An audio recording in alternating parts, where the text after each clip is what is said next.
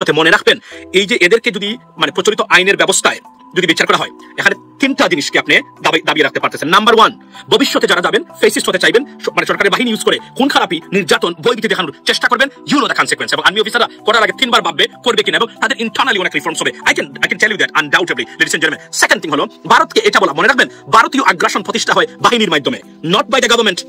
Because বাহিনী দ্বারাই মানুষকে শোষণ করা হয়, বাহিনীর দ্বারাই মানুষকে ভয় দেখানো হয়, বাহিনীর দ্বারাই বিভিন্নভাবে মানুষকে হ্যারাস করার মাধ্যমে মামলা মোকদ্দমা যা বলেন আপনি সবকিছু বাহিনী করে, পুলিশ করে, র্যাব করে, আপনার ন্যাশনাল সিকিউরিটি এজেন্সিগুলো তারা করে থাকে, এভাবে এগুলো তারা এক্সিকিউট করে, সাধারণত সিভিল গভর্নমেন্ট। সো দেয়ারফর এদেরকে যদি মানে আইনের মুখোমুখি করা হয়, তাহলে ভবিষ্যতে ভারতীয় আগ্রাসন বা আধিপত্য বিস্তার করতে গেলে তিনবার ভাববে যে কোন সরকার কেন না।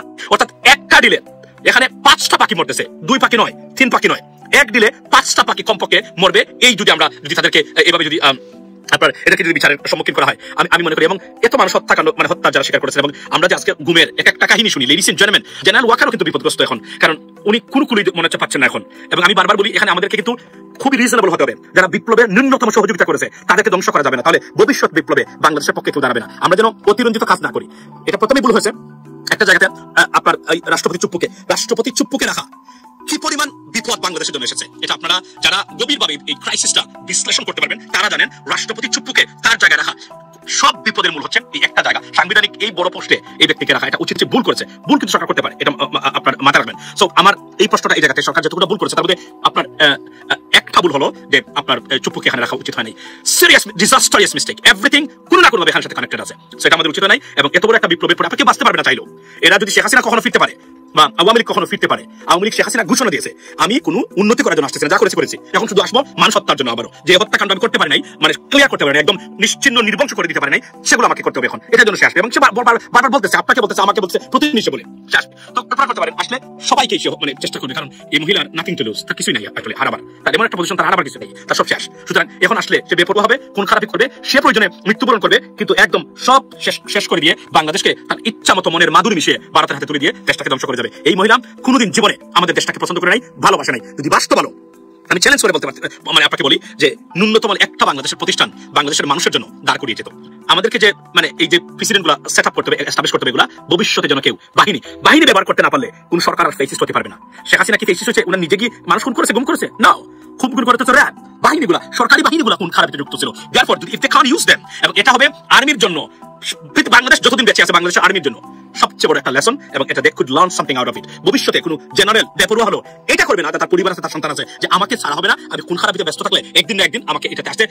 সিলেটের সন্তান, বেহতর সিলেটের সন্তান আমাদের পুলিশ আইজি মামুন সাহেব, বুঝছেন, এত খারাপ ছিল না, শেখ হাসিনা তাকে দেখেছে যে তাকে আমি শোনাইতে পারবো কথা, এজন্য তাকে ডেকে নিয়ে এসে তাকে ধ্বংস করে দিয়েছে, তার পরিবারকে এবং তাকে। এই লোকটাকে দেখেন, সে স্যাংশন র্যাবের প্রধান বানিয়ে র্যাবেও স্যাংশন খাইছে, এরপর পুলিশের আইজি এখন সারা জীবন জেলে। এই লোক এখান থেকে বের হতে পারে না। শেখ হাসিনার এই যে বলছে না, শেখ হাসিনা মানে পেছে আপনি যে পড়বেন, মানে গর্তের মধ্যে আপনি এখান থেকে উঠতে পারবেন না, আপনাকে ধ্বংস করে যাবে। এর জন্য তার নাম দিয়েছে আমি ডেস্ট্রয়ার, অর্থাৎ ধ্বংসকারী। সে ধ্বংসকারী, সে সৃষ্টি করে না কোনো কিছু, ধ্বংস করেছে প্রত্যেকটা জিনিস। দেখেন, অনেকেই ভাব ধরছিল এই দেশে, কিন্তু শেষ পর্যন্ত ধরা খায় গেল, ভাব ধরে রাখতে পারলো না। দেখেন, ভাবের মধ্যে সবচেয়ে বড় ভাব কি ছিল জানেন? দেশপ্রেমিক সেনা প্রধান।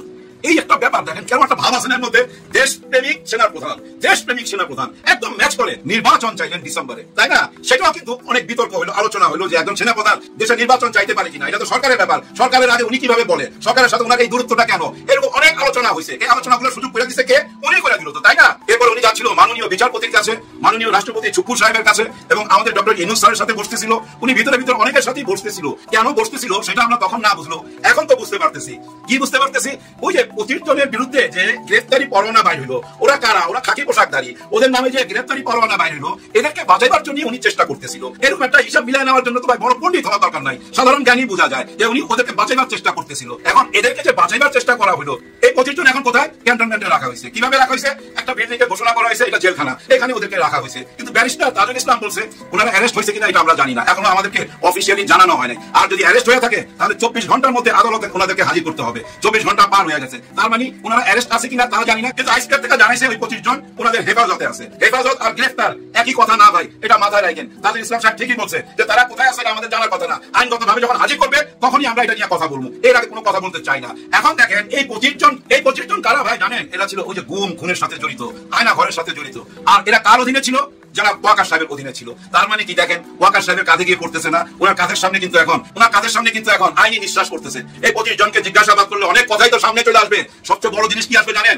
626 জনকে যে পার করা হলো, ওই 626 জনকে কারা পার করলো? এই 25 জনই পার করছে। এই 25 জনই জানে 626 জনকে কিভাবে পার করা হয়েছে। এদেরকে যখন জিজ্ঞাসা করবে সব বাইরের সামনে চলে আসবে। আর ওই বাইরের কথাগুলো যখন সামনে আসবে তখন কি সেনা প্রধানকে আরো প্রশ্নের সম্মুখীন করবে না? দেখেন কত বড় চাপের মুখে আছে উনি। হারে হারে টের পাচ্ছে তো এখন যে আমি ভিতরে ভিতরে যা যা করছি সবই তো এখন জনগণের সামনে, সাধারণ জনগণ তো এসব নিয়ে আলোচনা করতেছে। এগুলো যদি ভুল হয়, মিথ্যা হয়, তাহলে নিশ্চয়ই উনি লাভা ক্লাবের মতো আবার এসে একটা ভাষণ দিবে, আমাদেরকে জানাবে সত্য মিথ্যা। আমার মনে হয় উনি আর এটা জানাবে না। উনি নিশ্চয়ই বুঝতে পারছে যে জনগণ এত বোকা না, জনগণকে আমি বারবার বোকা বানাইতে পারবো না। গত 14-15 মাসে দুইটা আলোচনা সবচেয়ে বেশি হয়েছে ভাই, নির্বাচন আর এই ওয়াকার সাহেবকে নিয়ে। কারণ কি ওয়াকার সাহেবের গতিবিধি সবকিছু সরকারের কাছে যাচ্ছিল, সরকারের কাছে খবর যাচ্ছিল।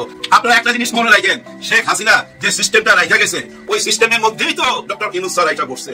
উনি কি ওই সিস্টেম কাজে লাগাবে না? উনি কি গতিবিধি লক্ষ্য রাখবে না কে কি করতেছে না করতেছে? আগামীতে কি ওইভাবেই দেশ চালাবেন?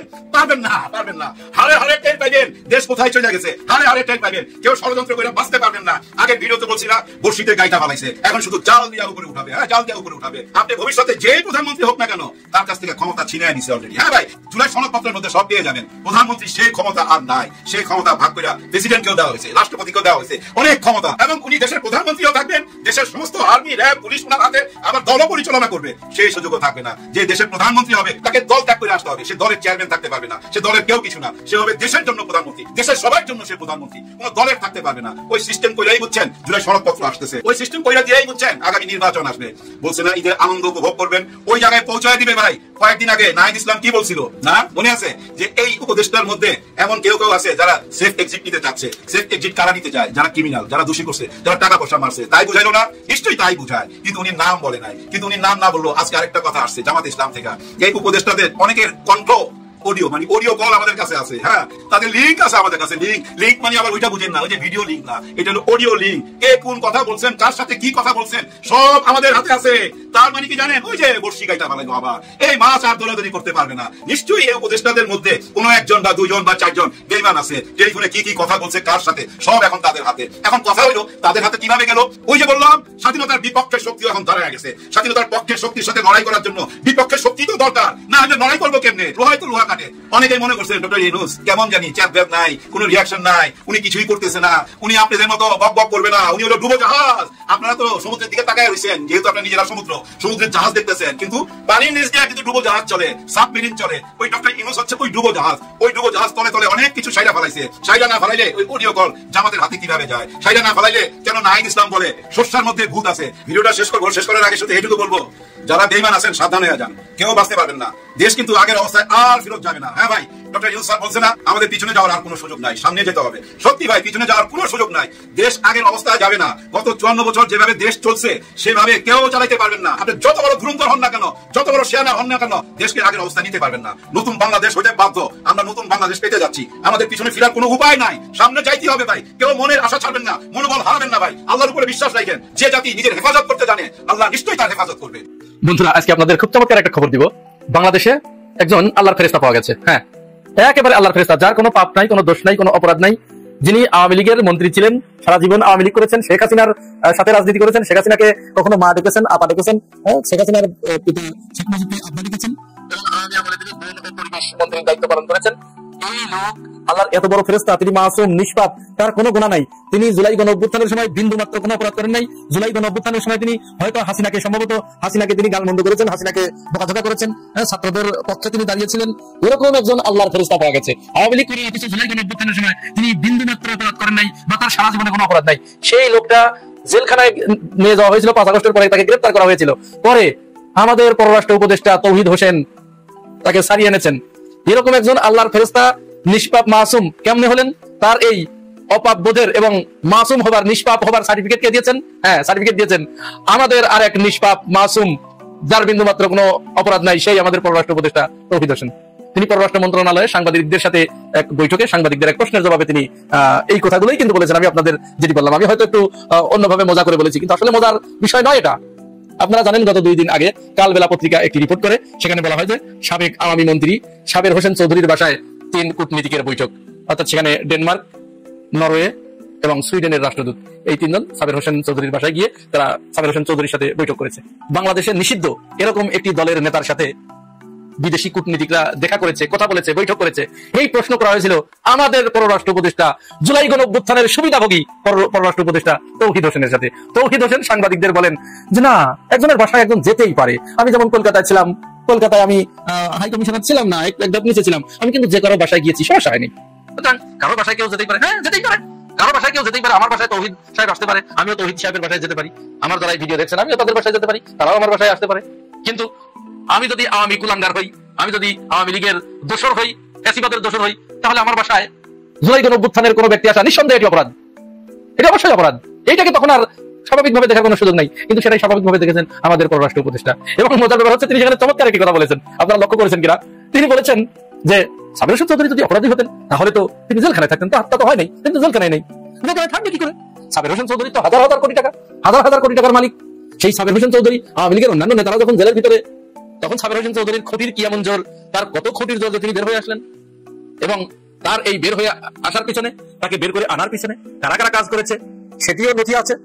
এই কথাটাই কিন্তু আব্দুল্লাহ মোহাম্মদ তাহের এই যে তিনি বলেছেন, তিনি বলেছেন এই সরকারের উপদেষ্টাদের ভিতরে কেউ কেউ একটি বিশেষ দলের হয়ে কাজ করছে, একটি বিশেষ দলকে সুবিধা দিতে, তাদেরকে রিফাইন করতে, তাদেরকে রাজনীতিতে আবার ফিরিয়ে আনতে বিশেষভাবে তারা সহযোগিতা দিয়ে যাচ্ছে, তাদের সাথে লিয়াজও মেইনটেইন করে তাদেরকে রাজনীতির মাঠে আবার সক্রিয় করে তোলার চেষ্টা করছে। আমরা তাদের প্রত্যেকেই চিনি, তাদের নাম আমাদের কাছে আছে, তাদের নামের তালিকাও আমাদের কাছে আছে। সময় হলে এদেরকে আমরা বাংলাদেশের জনগণের সাথে পরিচয় করিয়ে দিব। আব্দুল্লাহ মোহাম্মদ তাহেরের বক্তব্য, আমার কাছে মনে হয় আব্দুল্লাহ মোহাম্মদ তাহের যাদের নাম বলার ইচ্ছা ব্যক্ত করেছেন বা যাদের নামের তালিকা আব্দুল্লাহ মোহাম্মদ তাহেরের কাছে আছে, ওই তালিকার ভিতরে আমার কাছে মনে হয় না এরকম ঘটতে পারে যে আমাদের পররাষ্ট্র উপদেষ্টা তৌহিদি সাহেবের নাম নাই। তো হচ্ছে দীর্ঘদিন ধরে আমরা লক্ষ্য করে আসছি, তিনি যখন কথা বলেন আমাদের কাছে মনে হয় না যে এটি জুলাই গণঅভ্যুত্থানের সুবিধাভোগী হালুয়া রুটি খাওয়া কোন উপদেষ্টা কথা বলছেন, আমাদের কাছে কি মনে হয় না।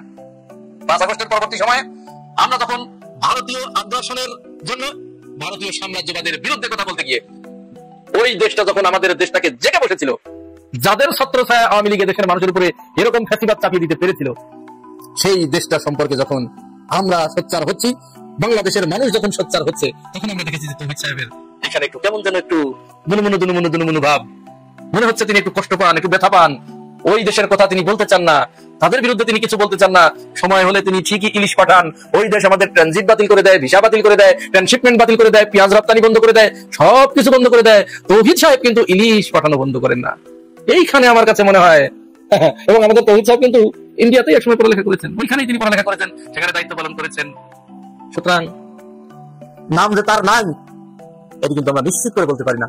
এই তৌহিদ সাহেবকে কিন্তু আবার উপদেষ্টা হিসেবে নাম প্রস্তাব করেছিল আমাদের বাংলাদেশ জাতীয়তাবাদী দল, আমাদের প্রিয় বিএনপি, ওনার নাম প্রস্তাব করেছিল।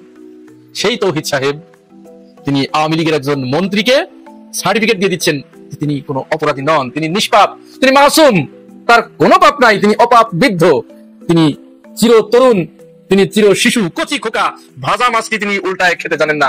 কোনোদিন আওয়ামী লীগের আমলে তিনি ভাজা মাছ